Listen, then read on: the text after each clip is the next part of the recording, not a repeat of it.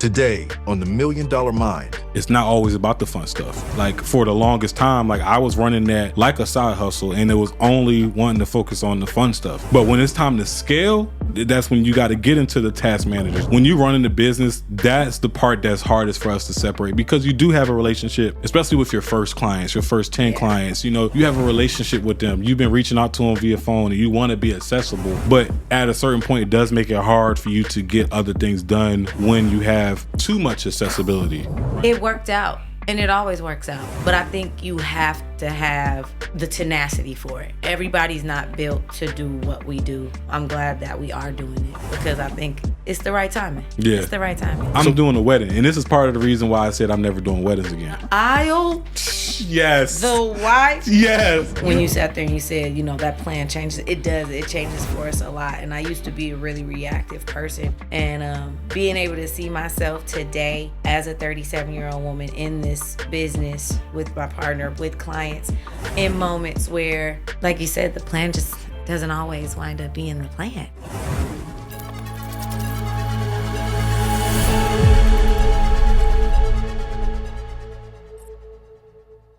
What's going on, millionaires? It's your guy, Quiy Speaks, back for another episode of the $1 Million Mind podcast. I'm in the studio with... Heavy House Jazz. I knew it. Look, I did that because she said she felt some type of way about me saying her name all the time. She wanted to be her own voice. Jazz, let's get it. Let's get it. How you feeling, though? I'm feeling great. Man, how you feeling? I'm feeling silly.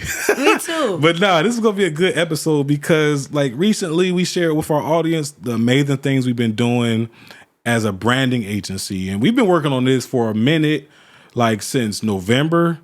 And man, it's really taken off for us, so much so that we have found ourselves in a predicament where we have been working tirelessly in and on the business. Like I'm talking about branding sessions to studio film days to like brand consultations to strategy sessions to YouTube management, like all types of things when it comes like the client management, vendor management, even coordinating the vendors. Vendor management, customer relations. You have to, explaining things over and over again, you know. That part. All that beautiful stuff. Or should say reiterating things that need be. Say what you're saying with your chest. Explanations. But that's where what gets us refined, right? Yeah. Being able to refine our business, take constructive criticism, and just deliver excellence. But yeah, it has been nonstop. That's what I can say. And just, you know, honing back into what I was saying before, when we were just previously speaking before the episode started, it's been a beautiful transition. We have a lot to keep bringing to the table, and I'm excited for that because that just says that God is still working in our lives, okay? And there's always room for growth. But I'm super excited because not only are we hiring, right? But we're implementing more systems, more efficiency, and able to really create dynamic, amazing, quality marketing products and content for people. And we're able to really dial into ourselves and our personal gifts that God has given us. And what I've really been able to see is him really do his thing. Like how when I see you in that chair behind production and being able to hone on that. And I know we've been working our asses off, like behind it, from paperwork, admin, all of that stuff that maybe we don't like to do, okay? But being able to see now where you really can hone in on that production, really hone in on having something fruitful enough that you get to really share finally with our audience and with the world what God has done with us individually. So, you know, one thing that I learned from this journey though, Jazz, the biggest thing is because y'all, I've been doing videography for a long time. I've been doing this since like 2015, 2014. Like I love picking up the camera and capturing moments, not necessarily photos more than I do videos, but still.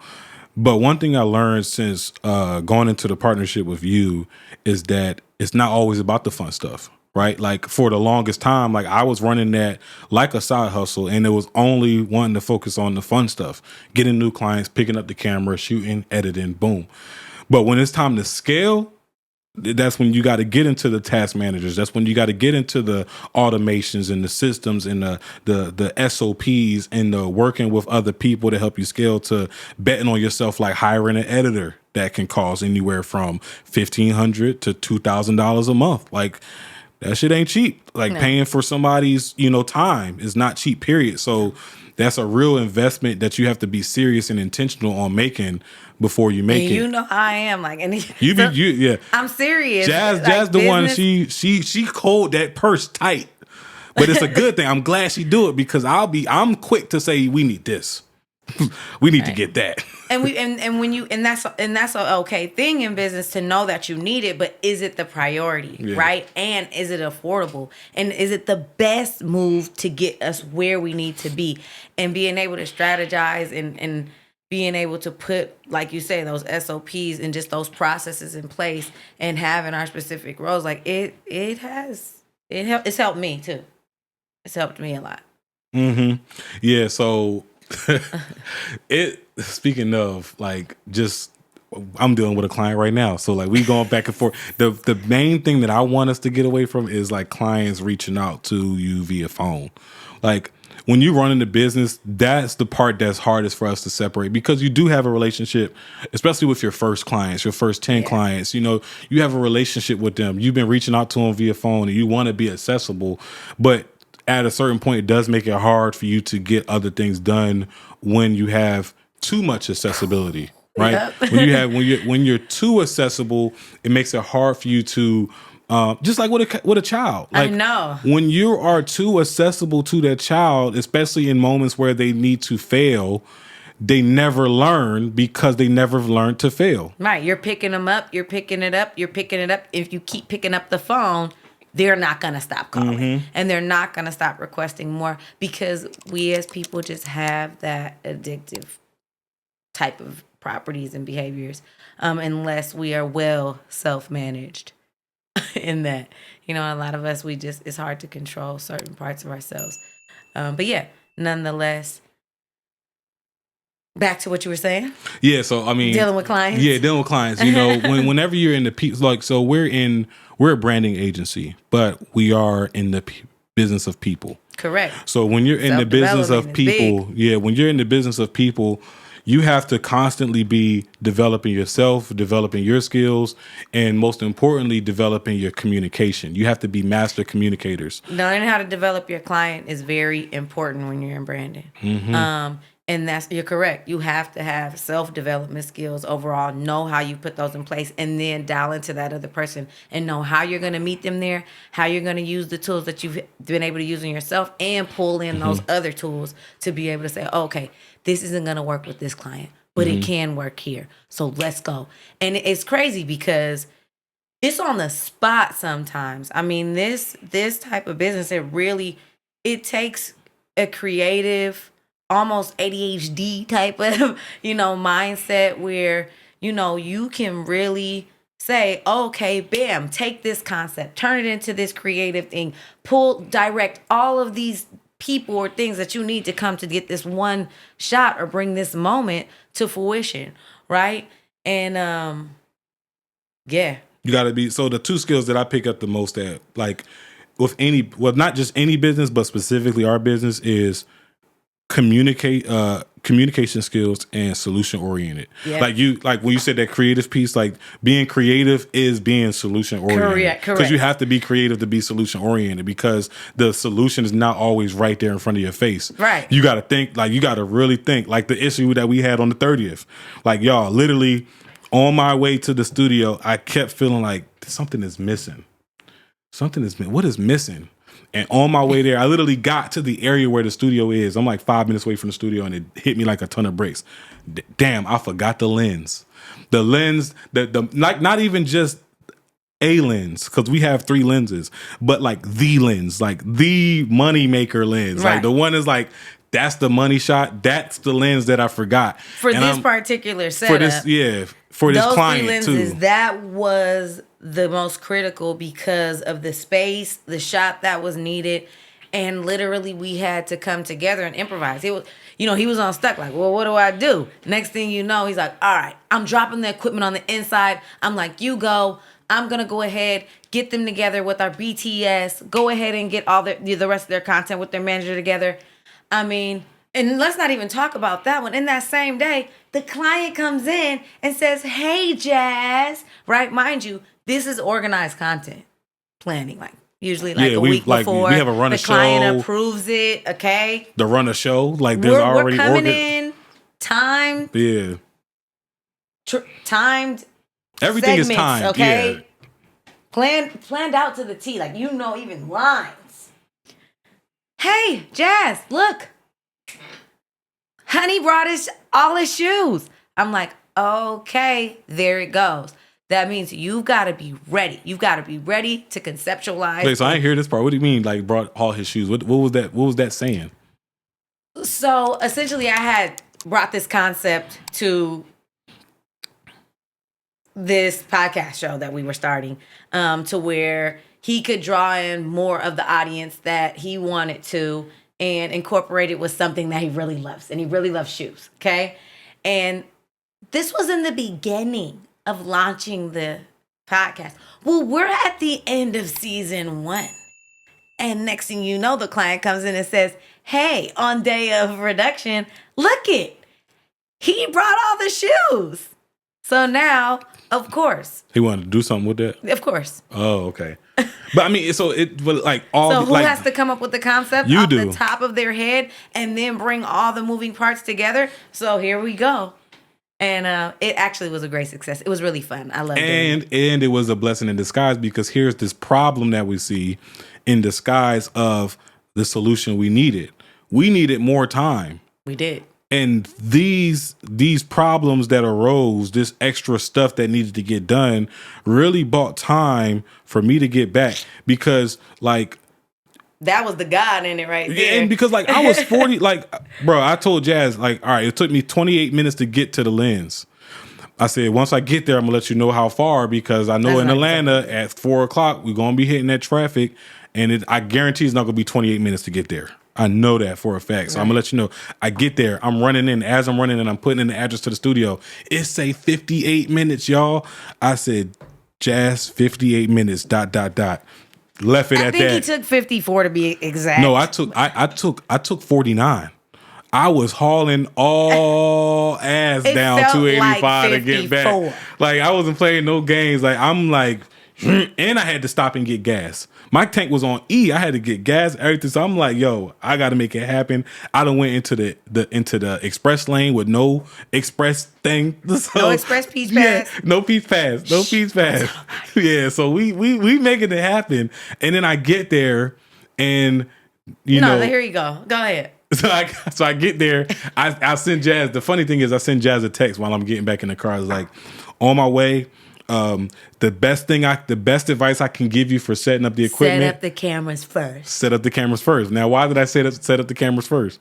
Because I know how to set up the cameras. No. Well, you ain't even read the text. So I said set up the cameras first. And this is some game for y'all, right? When you in production, set up your cameras first. See the shot you want to get, right? It's true. So see the shot you want to get. So if I got the camera here and I know the angles and my perspective of where I want, like I want that light to be where it is in the camera, or I just want this lamp and I don't want the TV in the angle, right? I get to show and see, okay, this is what I want the shot to look like. Then everything else comes next. Then you put in your furniture, then you add your lighting, then you add your backlights, and then you start to build it around the camera, right? So I say all that to say the camera was set up, but they weren't plugged up and they weren't powered on. So I know she didn't put the cameras where she wanted them to be. But hence, let's talk about why. And here we go. This is a part of branding. When you are the creative director and you're there you are needed all the time, right? This Just is true. like I said with my ADHD having to pop off a damn idea right off my top of my head. Okay? While in that, guess who had to direct that? Me. Yeah, it's a lot of ad-libbing. Guess it's a lot. It's a lot. All while working with new people, other photographers, while your photographer is coming in, it's a lot. So while I was holding us up, making us look great, also setting up, because you heard him, those cameras were still up. It was on tripods. Yes, they were on tripods. Nobody knew he was gone in those streets. Hence, women, make sure you cover everything.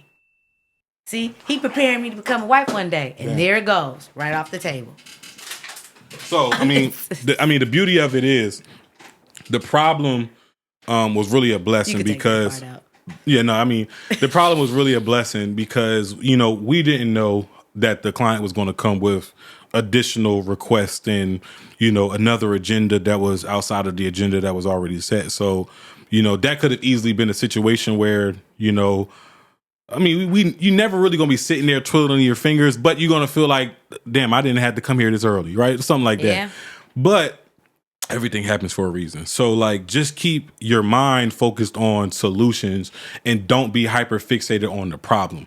Because once you start thinking about the problem, correct, then now it becomes a problem. Correct. But when you think about solutions, whether it's the solution you came up with or not, a solution is going to present itself. Correct. And that's what happened, right? Never panic. Yeah. That's what I say. A lot of times when it's like, even my healthcare background, I think that, I was positioned there on purpose. It's because, and I've seen it. I've seen it where people drop and people can't even call a code. Yeah. They can't get it done because they really panic. So even with us that day, I was like, okay, well, go get the lens, right? We thought for a little bit.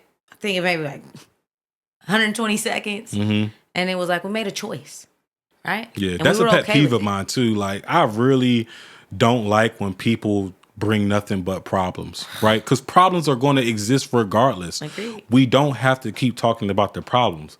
In the same sentence that we're talking about the problem, we should be talking about a solution. Correct. And so when you come and that's why now we're in branding, even from real estate, my real estate background, your media background. We were built for this. That was funny, reflecting on it right now. Yeah, it was definitely funny. It worked out, and it always works out. But I think you have to have the tenacity for it. Mm-hmm. Everybody's not built to do what we do. I'm glad that we are doing it because I think it's the right timing. Yeah, it's the right timing. So what would y'all have done in that situation? Right, the day of, you got a big shoot. And the main piece of equipment you need, you're at the venue without it. What do you do in that situation?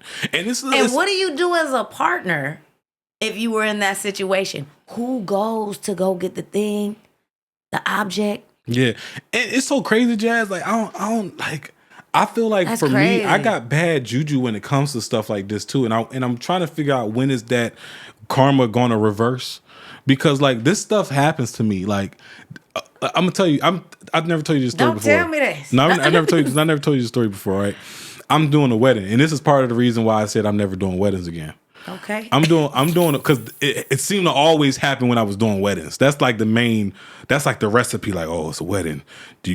Weddings made me have to triple check my lists. You get to make sure I had a little bit because it's because you care. It happened to you so much. You're like, damn, I don't want it to happen again. That's stress, and I'm naturally solution oriented. So that's that gives you a headache when you're thinking about solutions like that. So I get to the wedding venue, and I realize I left. You ever seen my memory card holder that hold all my memory cards? Got 6 to 7. Mm-hmm. I forgot it in my work bag because I was editing a project for work, and so I took and put it in my work bag, not knowing that I ain't put it back in my camera bag. So I get there, and I'm looking, and when I first didn't see it, I knew damn well it wasn't in there. But you gotta look again. I'm like. So I'm doing all this dumb stuff. I know I didn't put it back in here, but let me just check just in case it's not in there. So now I'm switching to solution mode. Okay, it's not in here. What you gonna do? I'm looking up the nearest Walgreens or CVS. There's none in sight. I'm like, yo, where am I going to get a memory card at 7:00 in the middle of the city? I said, photographer. They got a photographer. I'm sure he has an extra memory card. Got it. He did. Wow. I said, brother, I'll buy a memory card off you if you can sell it to me. He said, cool. He gave it to me. It was Canon. Damn it. I got a Sony. So instantly I knew, okay, I'm gonna have to reformat this card because he just pulled this out of a Canon. So I reformat the card, and the card, no, it seemed good, right? So I'm using the card. Corrupted when you put it. But you don't know. But you don't know. In hindsight, yes, that's exactly what happened. But I'm thinking I'm good money. I get all the way to the crib, Jazz, after a day of stressful day. But I'm like, we made it happen. I'm proud of myself. Like I made it happen right now because that's that melting moment. I made it happen. Like, yo, you thought about the solution. You ain't panicked. You got the memory card. You got all the shots you needed. Why when I got to the crib and I'm about to put all the files in the folder for my editor to edit, and the money shot was not there. It was like 2 shots that wasn't in there, but the one that I noticed that wasn't in there was guess what shot was not in there? You said it was the money shot. Okay, so think at a what? You had a wedding. What's the kiss? The please don't tell me the kiss. No. Like where they jumped the broom? No. Where he put the ring on? Her walking down the aisle. Yes. The wife. Yes. You had to. What was your so? This is crazy because I just was telling my daughter this morning, like, even when you lose, you never lose, right? Because you learn something from it. Yeah, I learned I wasn't doing weddings no more. So my question to you is, what do you do now differently to prepare in the process from having no SIM card, right? And even then, yeah, what do you do? What do you do now in your process to say, hey, that you left that card somewhere, that you would still have a card? Well, now the thing is, so I have extra SD cards. So now all my SD cards are not the ones that are in that little. I still keep my 6 in there, but at all times I have a memory card in each of my cameras. Love it. Got it. So understood. And not only that, I also have like the SD card that with the adapter that goes into the computer. Mm-hmm. I keep one in there too. So you got a plan A, B, and C. So I got an A, B, C, and D. Love it. That system still works. I remember my mother said it, so I love it. Yeah, you own it. So and we had we had a situation like that. Remember? Oh God, I don't want to remember. We got to talk about because these are all learning experiences of what you can do. We were shooting with RBR. Our first time shooting with RBR. What happened? Wait. Oh my gosh. You remember? We did an entire voiceover. I remember that. We shot a whole ad. What was it? Like, this was the ad. This wasn't the voiceover. This was the ad. Yeah, it was the ad. This was the actual ad in office because we had 3 locations that day? 3 different locations. And we started in the studio. We started at location 1. We had recorded that at the studio. Bam. We go to the next location. I think we got done with production. You go to upload everything, and you realize that you never took the data from that recording at the studio and uploaded it onto the drive without us moving forward to the next scene. And basically, we lost that footage. What happened was the new footage overwrote the old footage. That's what happened. Basically, we lost that footage and we recorded new footage and it overwrote that footage. Yeah, you're right. Because we never backed it up. Yeah, that had to upgrade our backup system and process. Yep. And like I said, continuous refinement, right? Mm-hmm. That was crazy. She's still our client though, thank God. Yeah, she loves us because at the end of the day, what we do is we communicate up front, and we try to get we get ahead of it. When stuff like that happen, you don't wait and try to figure out how you're going to cover it up. You communicate it immediately and present the solution with the problem. Don't just present the problem. And it's about, like I said, it's about having integrity-based business. Mm-hmm. You can't please everybody, but you can run on great systems, and you can run on good integrity and fundamentals. Seriously. And I believe that when you provide service like that, it speaks for itself. Mm-hmm. And you will always have repeated clients. It just is what it is. Yeah. God made none of us perfect, though. I love what we do at MDM Brands. I know that we will continue to build. Those were just some short, inserts of some of the stuff that we deal with a couple of our clients. Quiy, I don't know what you want to talk about next. No, I think we can wrap that up. That's perfect. I think the message here is be solution oriented, right? Problems exist regardless. Like you have a plan. I guarantee you it's not the plan. What I told you one day, Jazz, the plan, not the plan until God says it's the plan. Man. So like we write plans all the time. A real hit. That was a gem right there. We write plans all the time, but the problems come in between. The plan, not the plan until God says the plan. Okay. You know, Did I say that last time? Because I like that one. I just like it. But no, that's real talk. That's real talk. Like, you know, and the thing is, the funny thing about that is we need to make that a shirt on the merch right now. That's getting put out. Would y'all get that shirt? I don't like just dropping stuff. The plan's not the plan until God says it's the plan. That's like we're gonna one day we just gonna pop up on the show with that shirt on. But like seriously, and the funny thing about that, be available right now. The funny thing about that is though, even when God ordains the plan, you don't even know it. It's true. You don't even know that that's the plan. That's like the whole time. The plan was for us to record all that extra content with RRR. Man, and you know, and in the midst of me having to run to the city, run back and forth, like the whole time that was the plan. We didn't know that was the plan. The whole time that was the plan. But God had their back. Mm-hmm. At both of our backs. Even though, and that's the thing about being producers and doing what we do, meaning we're not just working with our team, we're working with teams across teams, and everybody's not always prepared. Sometimes, just like how you said, some of the most important parts to this business and this job is communication. And we're just humans, we're imperfect. It just doesn't always happen. And so you're right. It wasn't our plan. It was God's plan. Those clients got everything they needed in that day, and they really got to wrap up their first season beautifully. And when you think about, you know, just even in Kai's expertise of just podcast launches and in media, you don't really need over 12 to 15 episodes for a full season. I mean, think about a show, right? Even a first launch show may have 6 to 10 episodes at 30 minutes. And we were just talking about TV. So certain things never change. They're tried and true. But a lot of times our clients want the best, they expect the best, and they're striving for the best. And so are we. But we you know, we're there and God's there. And like he said, it's not, say it again. It's not the plan until God says the plan.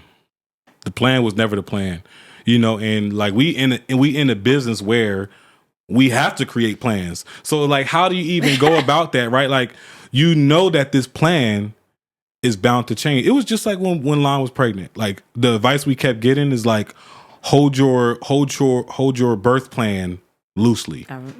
You know, because we went to a lot of classes and they were saying, you know, at least come up with a birth plan, but hold it loosely. And you start to think like, okay, well, what's the point of having the plan if I'm going to hold it loosely? Because the plan is what gives you foundation. The plan is what drives your decision making. So like you still can't go in blind, because then now when you're presented with a problem, correct, you don't know how to base your decisions on the next solution. But if you have a plan and now a problem comes that interrupt that plan, now we just know, okay, it's not a full pivot. We just got to make a left turn real quick, correct, and then go straight. We just have to address this problem, see where we can put it in the already found plan. In the plan. Seriously, like it really does work a lot better. You're right, but it also feels like a nerve problem sometimes. You never know what's happening. You never know. So create the plan. Come up with the plan. Create the run of show. Create the launch plan. Create the plan. But just know that things may change, and don't shoot yourself in the foot by holding on to that plan so tightly, because the tighter you hold on to it, it's going to rip and it's going to shred, and you're not going to be able to recoup it. And so if you want to recoup that plan, the best thing to do is to let it go so that at least it's in one piece for you to retrieve it later. No, that's real. The best advice I got for folks today. Man, and I mean today, so I'm a very reflective person. I think that everybody should be at some point in their life. Quiy, when you sat there and you said, you know, that plan changes, it does. It changes for us a lot. And I used to be a really reactive person.